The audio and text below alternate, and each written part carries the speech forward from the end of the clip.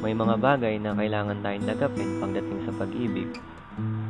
May mga bagay din naman na kailangan hayaan na lang natin para maging okay. Minsan, iniisip mo na baka siya na nga, na hindi ka na maghanap ng iba.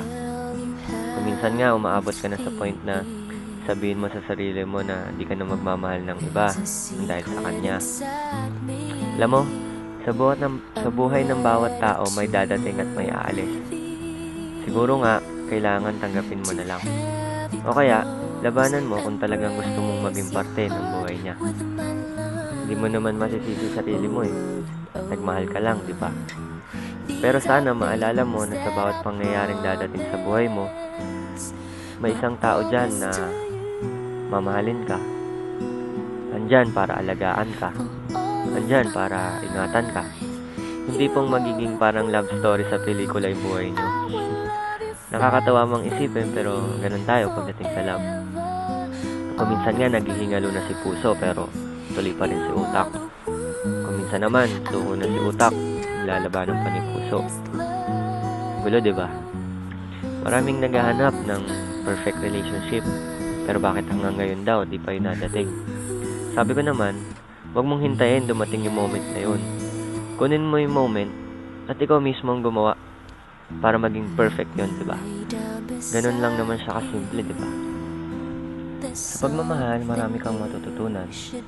Mga bagay na dapat mong gawin at hindi mo dapat gawin. Mga bagay na kailangan mong tanggapin. At may mga bagay ka din naman na mahirap talagang tanggapin. Kailangan pag nagmahal ka, alam mo ang tama at alam mo din ang mali. Kailangan magpakatotoo ka sa sarili mo. Kung talagang mahal mo siya, hindi mo siya lolokohin. Kung talagang iniisip mo na siya na nga talaga, gagawa ka ng paraan para lang maging masaya siya. Medyo nakakapanghinayang kasi once na mabigay sa'yo ang tiwala niya, mahirap nang ibalik pag nasira mo. Parang salamin, mahirap na ibalik sa dati pag nabasag. Pero kung may ganun mang mangyayari, huwag kang susuko. Gawin mo yung nararapat mong gawin. Kung talagang mahal mo siya, paglaban mo. Gusto ko lang sana humingi ng tawad sa girlfriend ko.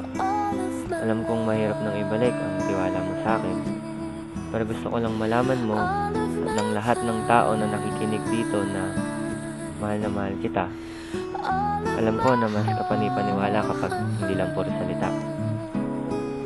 Gusto ko lang din magpasalamat kasi binigay ka ni Lord sa buhay ko. Ingat ka lagi. I love you.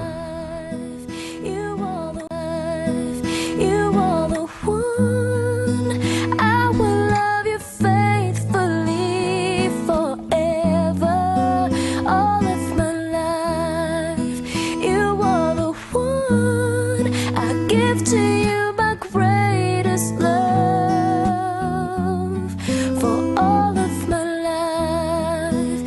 You are the one. I will love you faithfully forever for all of my life. You are the one. I give to you my greatest